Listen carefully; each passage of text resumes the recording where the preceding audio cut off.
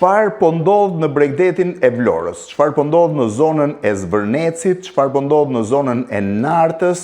Në një nga pikat ndoshta më të bukura të Shqipërisë. Kjo është pyetja më rëndomt, më e zakonshme, më bazike që po bëhet në rrjetet sociale dhe jo vetëm gjatë ditëve të fundit. Bëhet fjalë për imazhet e një rrethimi i cili është bërë në zonën e Zvërnecit që nuk po lejon më banorët e zonës që të futen drejtim të njërit prej plazheve kryesisht të virgjësh që Shqipëria ka pasur. Në rrjetet sociale janë duke qarkulluar një sër imazhesh dhe në televizione diçka më pak, një sër imazhesh që lidhen me bllokimin e një prej plazheve, me vendosjen e një policie private, security më shumë dhe me hyrjen e daljen e shumë kamionëve që shkojnë në drejtim të një kantieri që po ndërtohet këto ditë. Çfarë po ndodh realisht? Kush është e vërteta dhe kush janë të pavërtetat në këtë histori? Unë jam munduar gjatë 48 orëve të fundit të kem një informacion të saktë dhe të qartë të asaj që po ndodh dhe të mundohem të jap një informacion sa më të vërtet nga aq sa unë kam informacion.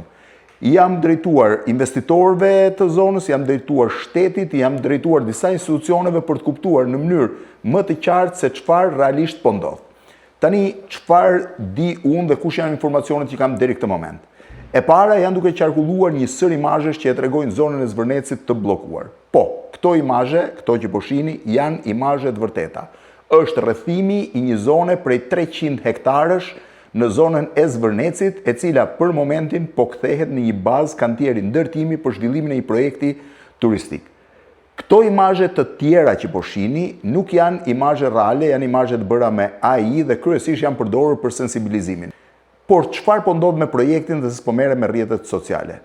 Bëhet fjalë për një projekt i cili pritet të zhvillohet në zonën e Zvërnecit dhe është pjesë e një projekti me 2 pjesë, i prezantuar 3 vjet më parë nga Jared Kushner, dhëndri i presidentit Donald Trump, bashkëshortja e tij Ivanka Trump dhe dy vëllezër nga Katari që janë investitorët kryesor të këtij projekti, vëllezërit Ramez dhe Mujan Al-Kayan.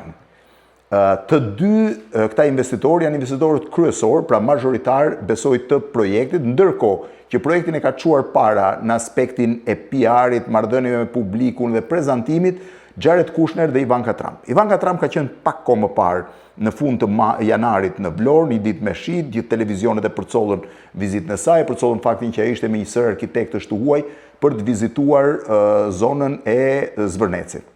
Tani, projekti aktual, ky i pari, që është faza e parë sepse është folur dhe për Sazanin, megjithëse deri tani nuk ka një projekt për Sazanin dhe unë mendoj që Sazani vështirë se do të ndërtohet. Ky është mendimi im personal. Por unë do t'ju jap edhe një video që kam bërë një vit më parë me njërin nga përfaqësuesit e kompanisë i cili fliste për projektin e Sazanit. Projekti i Zvërnecit parashikon ndërtimin në një zonë prej 300 hektarësh, e cila është, siç po e shihni në hartë, midis zonës së lagunës së Nartës dhe detit. Është një zonë prej 300 hektarësh. Zona është zonë private, e kthyer 20 e ca vjet më parë dhe regjistruar si pronë private. Një pronë private që ka aventurën e saj me drejtësinë, pra problemin me drejtësinë. Investimi në këtë sipërfaqe prej 300 hektarësh do të bëhet nga Jared Kushner, Ivanka Trump dhe kryesisht me suportin e 2 vëllezërve nga Katari, që janë ndër biznesmenët e mëdhenj të këtij vendi. Bëhet fjalë për një projekt. Kompania private pretendon që projekti do të jetë disa miliard dollar dhe do të sjellë aty disa nga emrat më të mëdhenj të hotelerisë në botë, Mandarin Oriental, Four Seasons, Cheval Blanc e tjera. Ky është pretendimi i kompanisë që po merret me zhvillimin dhe bëhet fjalë për hotele dhe rezidenca hoteliere që do të menaxhohen nga këto kompani hoteliere. Bëhet fjalë pra për një investim prej miliardash që është faza e parë në zonën e Zvërnecit. Pretendohet që do të ketë një zhvillim të dytë në Sazan, por deri tani nuk ka asnjë informacion dhe investitorët nuk kanë dhënë në një opinion nëse do të shkojnë dhe në Sazan apo do të mbeten vetëm projektin e Zvërnecit që është më lehtësisht i zbatueshëm.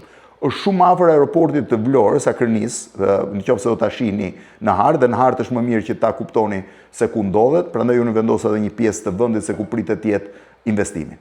Ndërkohë, jam interesuar për autoritetet shtetërore. Autoritetet shtetërore nuk konfirmojnë në gjë të madhe, konfirmojnë vetëm që është dhënë një leje zhvillimi, është dhënë një leje për ndërtim kantieri në mënyrë që të bëhen punët parapërgatitëse për fillimin e projektit, por sipas shtetit projekti përfundimtar nuk është ende gati dhe ne nuk e dim se si do të duket projekti në momentin e mbarimit. Pra, është bërë një garë me 3 kompani, pra janë ftuar 3 kompani ndërkombëtare për të zhvilluar projektin. Këta arkitekt kanë shoqëruar Ivanka Trumpin gjatë vizitës në Shqipëri në fund të janarit, kanë qenë bashkë me të, ka qenë një grup rreth 8 vetësh me arkitektët dhe me përfaqësues të tjerë të kompanive të studiove arkitektonike, por projekti përfundimtar nuk është ende publik, nuk e dim. Pritet të jetë në javët në vazhdim gati të prezantohet për të hyrë për lejen përfundimtare të ndërtimit për të parë se çfarë forme do të ketë ky projekt. Tani, ky projekt zhurmë është bërë për arsye të rrethimit të ditëve të fundit dhe për faktin që shumë turistë të cilët shkonin dhe vizitonin këtë zonë të virgjër të Bregdetit shqiptar tani nuk munden më për arsye të vendosjes së sigurisë nga kompania që do merret me zhvillimin e projektit. Pyetja është që ky nuk bëhet fjalë për një projekt që nuk dihej. Ky projekt i Jared Kushner dhe Ivanka Trump ka 2 vjet në 3 vjet që diskutohet. Problemi është që reagimet nuk kanë ardhur momentin e parë. Nuk kemi pasur reagime që lidheshin me atë nëse do të bëhej apo s'do të bëhej, do të lejoj apo s'do të lejoj. A është ky projekt në zonë të mbrojtur? Unë këtë i kam pyetur autoritetet shtetërore dhe nuk kam ende një përgjigje nëse është në zonë të mbrojtur. Kam pyetur nëse e ka marrë lejen mjedisore dhe përgjigjja ka qenë po. E ka marrë lejen mjedisore si projekt.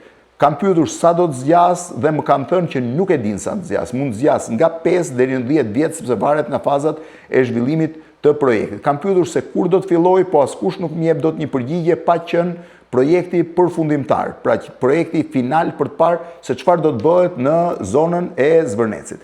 Një gjë është e sigurt. Ky projekt në këtë zonë prej 300 hektarësh, e cila është përfolur vazhdimisht, ka ndruar disa herë dorë dhe investitor, pritet të jetë një prej projekteve më të mëdha në Shqipëri për arsye të sipërfaqes shumë të madhe të zhvillimit.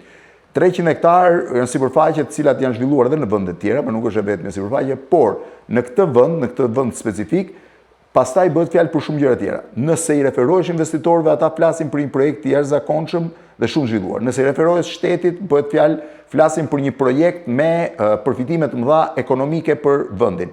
Nëse i referohesh ambientalistëve, bëhet fjalë për një projekt që mund të dëmtojë faunën dhe florën, po sidomos faunën e zonës shumë të rëndësishme të Nartës. Gjëja e parë dhe kryesore është ne duhet presim për të parë projektin. Deri tani thash, projekti i përfunduar, detajet e projektit nuk ekzistojnë, nuk i dim akoma, dim vetëm që do të ndërtohet në 300 hektarë, që janë pron private me investitor privat, është pjesë e projektit të Jared Kushner, Ivanka Trump dhe vëllezërve Alkajan, të cilët do të zhvillojnë Zvërnecin dhe më pas Sazanin në pjesën përballë. Edhe pse unë dyshoj që Sazani nuk do zhvillohet sepse është projekt shumë i shtrenjtë. Kaq dim deri tani, rrethimi është bërë në bazë të lejes zhvillimit të lëshuar nga shteti shqiptar dhe lejes ngritjes kantierit të lëshuar nga shteti shqiptar. Një gjë është, ky projekt ka qenë mburrja më e madhe e Ramës në fushat elektorale. Problemi është qytetarët duhet ta kishin të ishin më të vëmendshëm që në momentin e parë kur projekti u bë prezant dhe jo kur fillon zbatimi i tij. Por ne duhet shohim projektin, unë nuk ju them dot sepse nuk e kam parë dhe askush nuk ka një kopje të projektit të moment.